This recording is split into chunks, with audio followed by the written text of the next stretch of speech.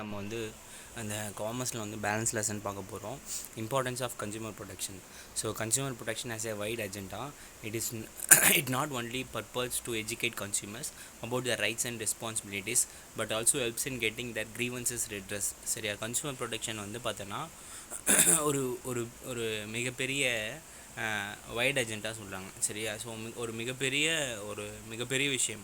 So அதில் வந்து பார்த்திங்கன்னா சின்ன சின்ன விஷயங்கள் எல்லாத்தையும் நம்ம அடக்க முடியாது. அதுக்கு நிறைய விரிவடைந்த ஒரு காரியங்கள் தான் இந்த கன்சூமர் ப்ரொடெக்ஷன். ஓகேவா? ஸோ இங்கே என்ன சொல்கிறாங்கன்னா, நம்ம வந்து கன்சூமர்ஸ்க்கு வந்து அவங்களுடைய ரைட்ஸ் அண்ட் ரெஸ்பான்சிபிலிட்டி எஜுகேட் பண்ணால் மட்டும் போதாது. அதே மாதிரி அவங்களுக்கு ஒரு பிரச்சனை வரும்போது நம்ம என்ன பண்ணோம், அவங்களுக்கு வந்து அந்த ரெட்ரஸல் ஃபோரம் மூலிமா அவங்களுக்கு நம்ம வந்து அதுக்கான தீர்வை வந்து உண்டு பண்ணி தரணும் அப்படின்றாங்க. It provides judicial machinery for protecting the interest of consumers to come together and organize themselves into consumer associations for protection and promotion of their interest. அதாவது வந்து உங்களுடைய அந்த க்ரீவன்சஸ்க்கு ரிலேட்டடாக அவங்கள என்ன பண்ணணும்னா கன்சூமர் மூவ்மெண்ட்டை இன்வால்வ் பண்ண வச்சு அவங்களே என்ன பண்ணணும், அவங்களுடைய பிரச்சனைகளுக்கு ஜூடிஷியல், அதாவது சட்டத்தின் ரீதியாக என்ன பண்ணணும், அந்த தீர்வை வந்து பெற்றுக்கொள்ளும்படி செய்ய வேண்டும். ஓகேவா? So consumer protection has a special significance of business too. சரியா? ஸோ இதே தான் வந்து பார்த்தோன்னா பிஸ்னஸ்க்கு என்ன பண்ணுது, கன்சூமர் ப்ரொடெக்ஷன் பண்ணுது. ஓகேவா? ஸோ பாருங்கள், இப்போது objectives of consumer protection act 1986. So consumer protection ஆக்டோடைய ஆப்ஜெக்டிவ் பாருங்கள். Following are the objectives of consumer protection act 1986. First பாருங்கள், protection of consumers against marketing of goods which are hazardous and dangerous to life and property of consumers. சரியா? First வந்து என்ன பண்ணணுன்னா கன்சூமரோடைய protect பண்ணோம். சரியா? அதாவது எப்படி ப்ரொடெக்ட் பண்ணணும்னா, சில கூட்ஸ் வந்து பார்த்திங்கன்னா கன்சூமரோடைய ப்ராப்பர்ட்டிக்கோ சரி, இல்லைன்னா அவங்களுக்கு உடல் ரீதியாகவும் என்ன பண்ணணும், பாதிப்புகளை உண்டு பண்ணணும். சரியா? ஸோ அந்த மாதிரி மார்க்கெட்டிங் ஆஃப் கூட்ஸை வந்து நம்ம என்ன பண்ணணும்னா தடை செய்யணும். சரியா? ஸோ அதை வந்து கன்சூமர்ஸ்க்கு ப்ரொடெக்ஷனுக்கு ரிலேட்டடாக மாற்றணும். அடுத்தது providing correct and complete information about quality, quantity, purity, price and standard of goods purchase by consumers. இப்போ வந்து பார்த்தோன்னா கன்சூமர்ஸ்க்கு வந்து கரெக்டான information, true information and complete information about the product. சரியா?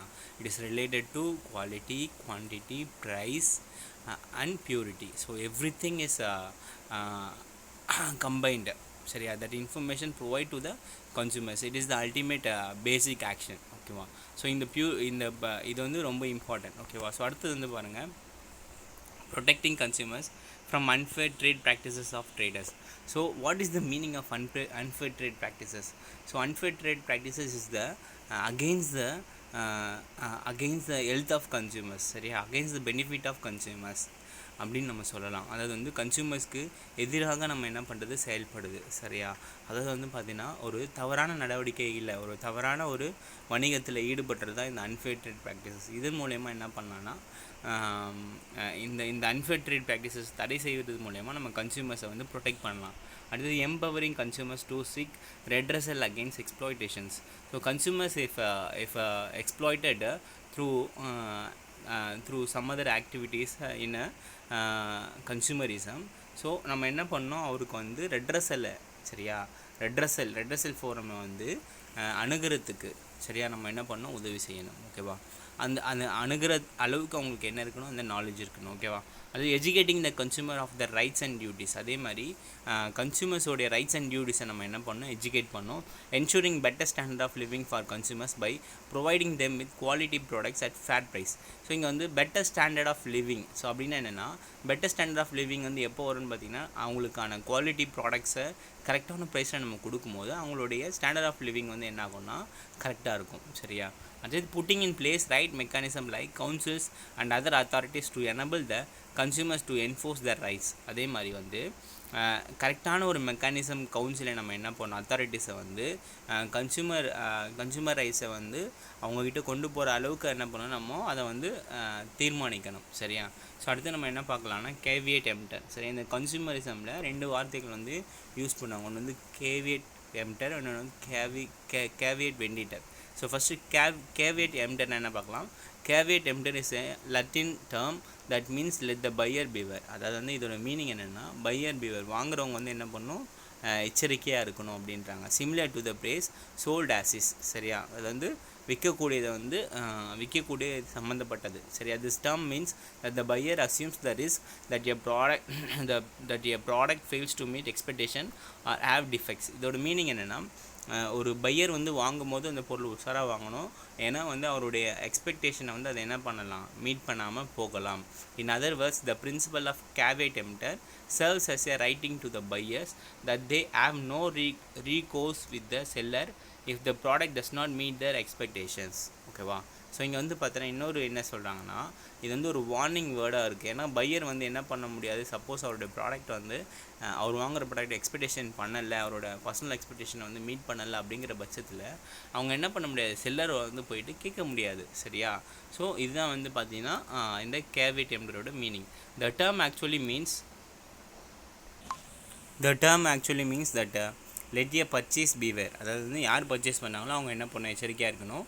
For he ought not to be ignorant of the nature of the property which he is buying from another property. ஓகேவா? So அவங்க என்ன சொல்ல வராங்கன்னா,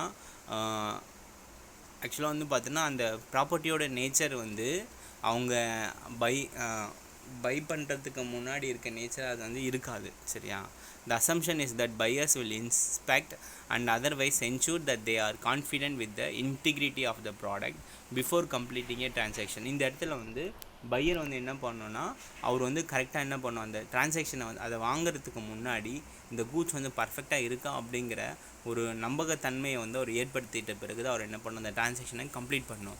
this does not however give sellers the green light to actively engage in fraudulent transactions. சரியா? So இங்கே வந்து பார்த்தோன்னா give sellers த green light. இது வந்து என்னன்னா ஒரு செல்லர்ஸ்க்கு வந்து ஒரு இப்போ க்ரீன் லைட்டாக இருக்குது. சரியா? ஃப்ராடுலண்ட் ஆக்டிவிட்டியில் டிரான்சாக்ஷனில் ஈடுபடுறதுக்கு ஒரு க்ரீன் லைட்டாக இருக்குது. சரியா? So caveat emptor in practice. சரியா? அதோட ப்ராக்டிஸில் நம்ம பார்க்கலாம். Under the principle of caveat emptor, a consumer purchases a coffee mug and later discovers that it has a leak. He has no choice other than to keep it with him. சரியா? இங்கே வந்து ஒரு pier வந்து என்ன பண்ணுறாரு, ஒரு coffee மக்கை வாங்குறாரு, அது வந்து லீக் ஆகுது. ஆனால் அவரால் என்ன பண்ண முடியாது, எப்படி அட்ஜஸ்ட் பண்ணி அதை அவர்கிட்ட வச்சுக்க முடியல. According to that principle, the buyer should have been cautious and should have thoroughly examine the product to check the defect if any. அப்போது இதில் வந்து இந்த caveat emptor பிரகாரம் அவர் என்ன பண்ணணும், அந்த பையர் வந்து அந்த ப்ராடக்டை வாங்குறதுக்கு முன்னாடி தரவாக என்ன பண்ணியிருக்கணும், அதை எக்ஸாம் பண்ணிவிட்டு அவர் என்ன பண்ணியிருக்கணும், அந்த டிஃபெக்ட் ஏதாவது இருக்கான்னு சொல்லிட்டு கண்டுபிடிச்சிருக்கணும். A more common example is a used car transaction between two private parties as opposed to a dealership in which the sale is subject to an implied warranty. So இங்கே இதே மாதிரி வந்து பார்த்தீங்கன்னா ரெண்டு யூஸ்டு காரை வந்து சேல் பண்ணுற ரெண்டு பேர், அதாவது ஏஜென்சி மூலமாக இல்லாமல் பர்சனலாக பண்ணிக்கிட்டான்.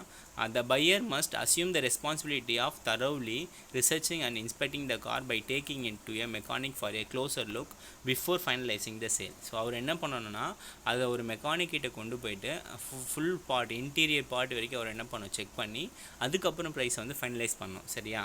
So if something comes up after the sale, maybe a transmission failure or something, it is not the seller responsibility. So இப்போ சப்போஸ் வந்து இந்த டிரான்சாக்ஷன் முடிச்சதுக்கப்புறம் அந்த காரில் ஏதோ பெரிய ப்ராப்ளம் இருக்குது அப்படின்னு சொல்லிட்டு கண்டுபிடிச்சிக்கப்பட்டால் இது யாரோட ரெஸ்பான்சிபிள் கிடையாது, செல்லரோட ரெஸ்பான்சிபிள் கிடையாது. சரியா?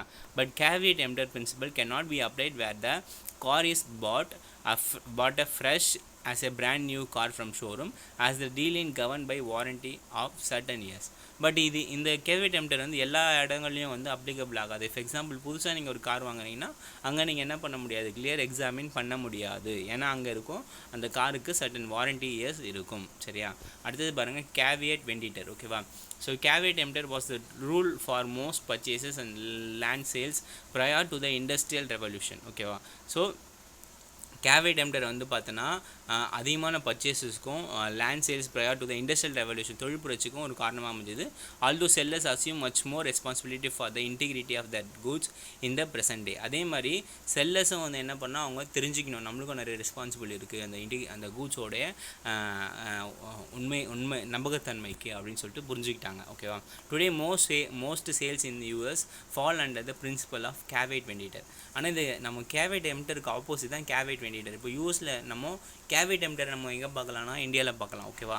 ஸோ கேவியட் வெண்டிட்டர் வந்து பார்த்தோன்னா நம்ம வந்து யூஎஸில் வந்து பார்க்கலாம். சரியா? Which means let the seller fever. இங்கே வந்து பார்த்தோன்னா செல்லர் தான் என்னவாக இருக்கணும், எச்சரிக்கையாக இருக்கணும். ஓகேவா? ஏன் அப்படின்னா by which goods are covered by an implied warranty of merchantability unless otherwise advertised, for example sold as is or negotiated with the buyer. Nearly all consumer products are guaranteed to work if used for their intended purpose. ஓகேவா? So இங்கே வந்து பார்த்தீங்கன்னா எல்லா கூட்ஸுக்குமே என்ன இருக்கும்னா அந்த implied warranty வந்து இருக்கும். சரியா? ஸோ அது வந்து என்ன ஆகும்னா அந்த அந்த வணிக நடவடிக்கைகளில் அந்த ஒரு இம்ப்ளைட் வாரண்டி இருக்கும். அது மூலயமா அவங்க என்ன பண்ண முடியாது, செல்லர் வந்து தப்பிச்சிக்க முடியாது. சப்போஸ் அந்த கூட்ஸில் ஏதோ ஒரு defective after the complete the transaction the pier found a defective in the goods, the seller is the ultimate responsibility of that product. சரியா?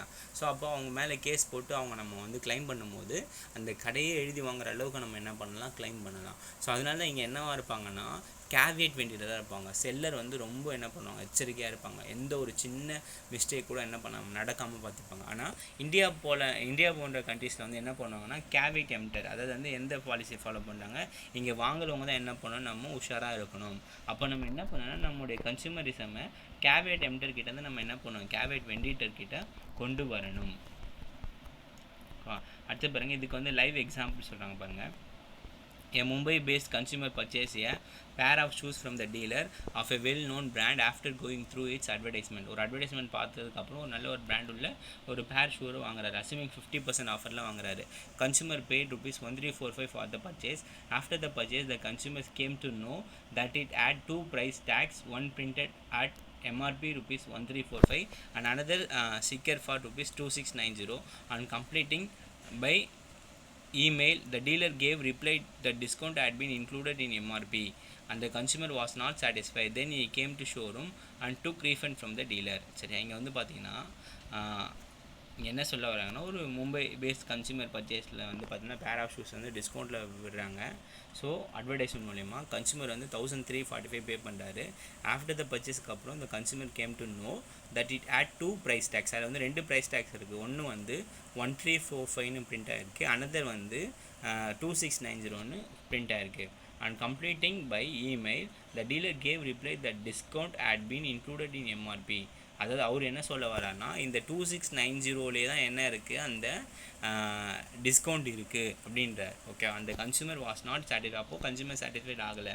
அவர் வந்து ஷோரூமுக்கு வந்து என்ன பண்ணுறாரு, டீலர்கிட்ட வந்து ரீஃபண்ட் வாங்கிக்கிறாரு. Why is it interesting? Attracting consumer by misleading advertisement 50% discount. Consumers என்ன பண்ணுறாங்கன்னா அந்த அட்வர்டைஸ்மெண்ட் மூலயமா என்ன பண்ணுறாங்க, மிஸ்லீட் வந்து பண்ணப்படுறாங்க. ஓகேவா? So putting another sticker double of actual MRP which is illegal. அந்த இடத்துல இன்னொரு ஸ்டிக்கரும் போட்டது என்னது, ஒரு இல்லீகலான activity. Wrong excuse that discount is included in MRP. Discount should be on MRP and as per the legal metrology package commodities rules 2011 and act prakaram no wholesale dealer or retail dealer or other person shall obliterate, smudge or alter the retail sale price indicated by manufacturer or the packer of the or the importer. சரியா? as the case may be on the package or on the label affixed thereto. So இங்கே வந்து பார்த்தீங்கன்னா இந்த சட்டத்தின் பிரகாரம் என்ன பண்ணுன்னா wholesale டீலரும் retail டீலரும் என்ன பண்ண முடியாது, தப்பிக்க முடியாது. இதுக்கான மேனுஃபேக்சர் தான் என்ன பண்ணணும், அந்த பில்லை வந்து என்ன பண்ணணும், இங்கே கொடுக்கணும். ஓகேவா? ஸோ இப்போ இங்கே வந்து பார்த்தீங்கன்னா இங்கே ஒரு தவறான நடவடிக்கையில் வந்து ஈடுபடுறாங்க. சரியா?